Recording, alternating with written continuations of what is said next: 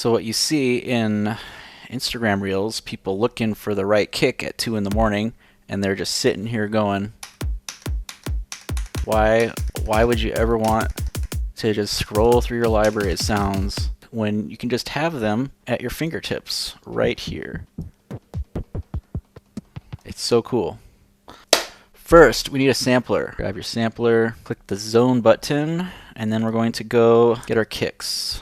We only need 128. So you select a few of the samples. We got 128 on the nose. So now we go up to the top, select all of them, highlight, right click, distribute ranges equally. So when you distribute the ranges equally, it assigns each sample to a note on the keyboard. We got a keyboard going across the x-axis and individual samples going up y-axis. And now normalize volumes. That takes all the samples and pushes the peak of the waveform up to 0 for every sample, so they're all roughly the same volume. With kicks, it's pretty consistent. When you have more dynamic, longer samples, there's like a single peak and then a bunch of quiet for the rest of the sample. It does not work as well. Now we want to grab a pitch tool, put it in front of the sampler, and then duplicate it. Take this pitch, so the one on the left, bring it all the way down to -128. And then we want to group. So you select all 3 of the instruments, Control G, take this pitch, right click,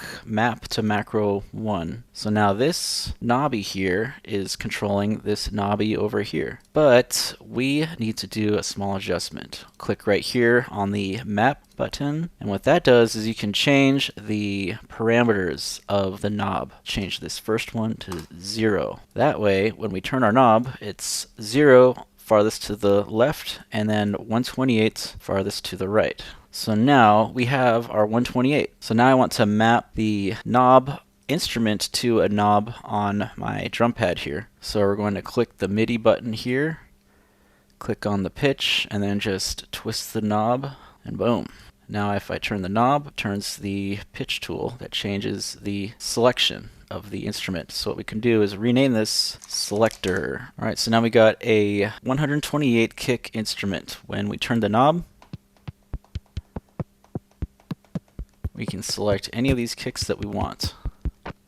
It's just a really quick way to have a very large variety of sounds without having to scroll through your library. Alright, that is how you make the ill.gate 128, created by ill.gates.